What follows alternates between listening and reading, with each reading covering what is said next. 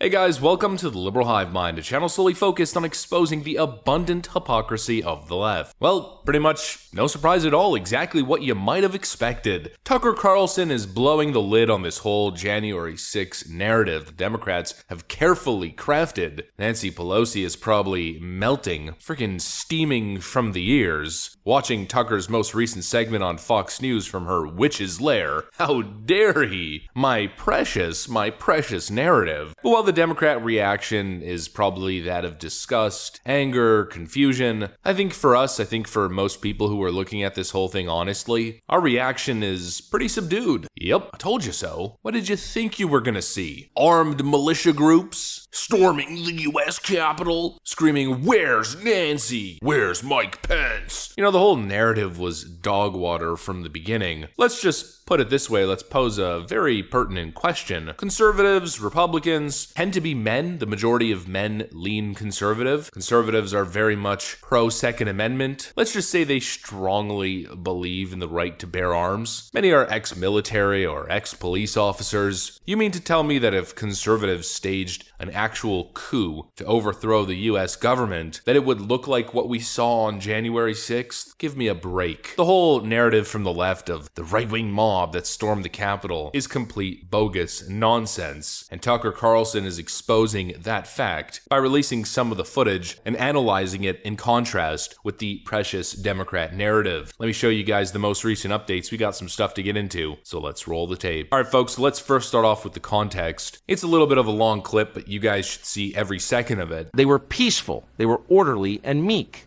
These were not insurrectionists, they were sightseers. Footage from inside the Capitol overturns the story you've heard about January 6th.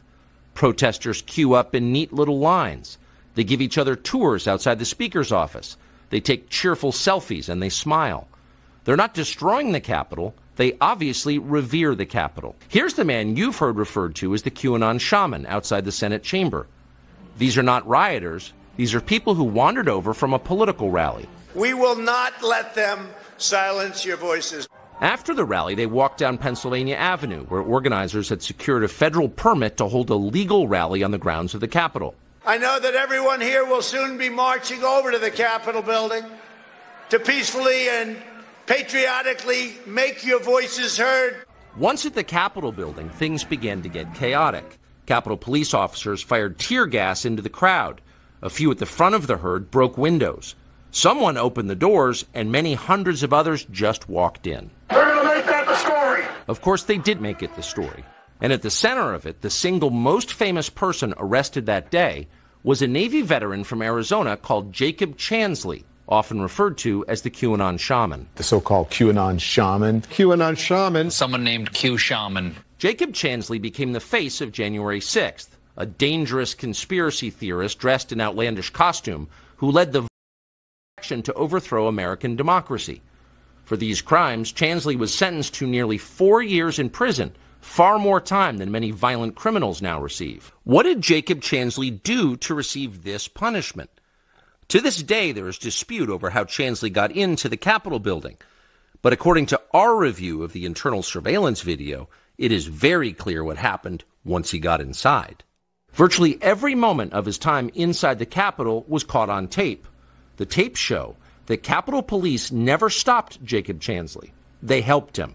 They acted as his tour guides. Here's video of Chansley in the Senate chamber.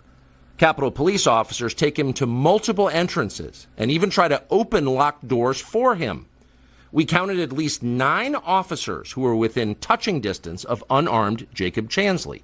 Not one of them even tried to slow him down. Chansley understood that Capitol Police were his allies. Video shows him giving thanks for them in a prayer on the floor of the Senate. Watch. Thank you, Heavenly Father, for giving the inspiration needed to these police officers to allow us in this building. Contrast the reality of what Jacob Chansley did in the Capitol building on January 6th, the indisputable facts recorded on video, some of which has never before been seen, with the depiction of Jacob Chansley that you've seen in the media for more than 2 years. He's a terrorist, they said. He should be And so, look, I presume this is probably the very start of whatever releases Tucker Carlson is planning on doing, and I assume there's probably going to be more releases after Tucker Carlson has done his thorough report, but based on the very limited footage that we've seen thus far, the entire Democrat narrative falls apart. Everything the Democrats said, everything the January 6th committee reported in their deep investigation to get to the bottom from a bipartisan perspective, has been a total lie. I don't think you can dispute that. I think even Democrats admit that. On the issue of the Q shaman, for instance, even Nancy Pelosi's own daughter admits that the guy basically did nothing, yet the corrupt justice system is throwing the book at him. I tell him he got great legal. Sometimes I say 8 months was great, considering that the shaman who did not. I mean, what did the shaman do? He stood there. What did Tom do? He stood there. The shaman got how many months?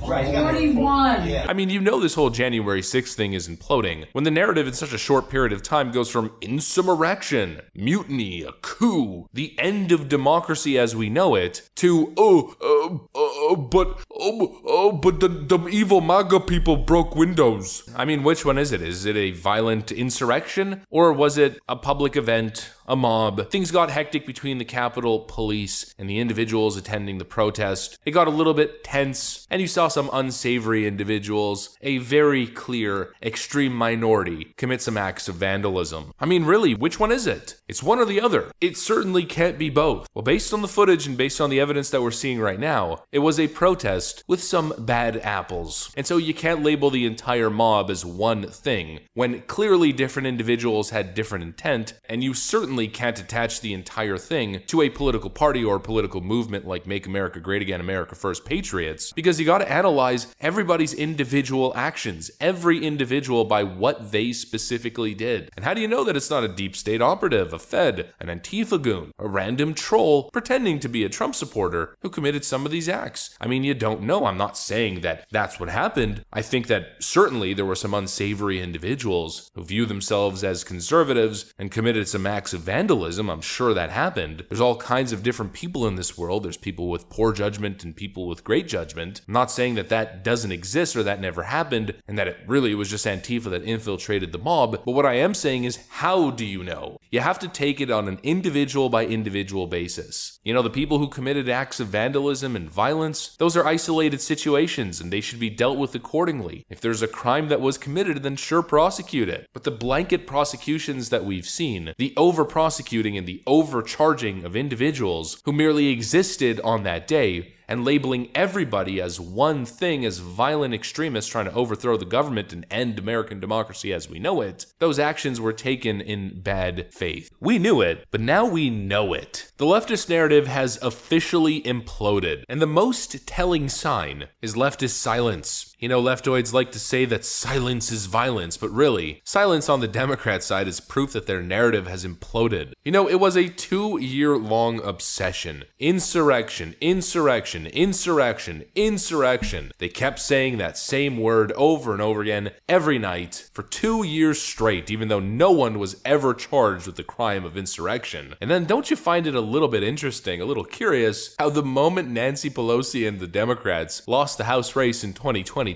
the moment Kevin McCarthy was set to become Speaker of the House and release all footage related to January 6th and the January 6th phony committee was wrapping up its work and coming to an end, the moment all of that started to happen, all of a sudden the media just shut up. Their number one top priority, biggest and utmost fascination, the January 6th insurrection, just disappeared overnight. You think that's a coincidence? No. The narrative was a lie to begin with. We have the proof, the video evidence. It continues to mount as more and more is released. Democrats built their narrative on a mountain of lies, but really it's a trash pile of lies. And the multiple avalanches of trash tumbling down have caused the entire structure to collapse. I know we're going to get a whole lot more information, a whole lot more video footage as the weeks and months go by. But for me, personally, that's a wrap, folks. You know, there could have been a bipartisan angle on this one, but Democrats politicized it it, they exploited it for cheap, short-term political gain. And so in the end, I give them nothing. I'm over the January 6th dishonesty. I'm over the dishonest gaslighting. They promoted lies by selectively editing clips and purposely not showing you video evidence like what Tucker Carlson showed us with Jacob Chansley being escorted around the Capitol by Capitol Police. They purposely hid the truth, and that right there is inexcusable. You know, it's one thing for the Democrats to do it, Nancy Pelosi and her clan, it's to be expected. Liz Cheney and Adam Kinzinger, you people should be frickin' ashamed of yourselves. And we'll pretty much end the video there. That's what I got for you guys. Hopefully you enjoyed it. If you did, make sure to leave a like and possibly subscribe to the channel. Thanks for watching, friends, and I'll see you on the next one.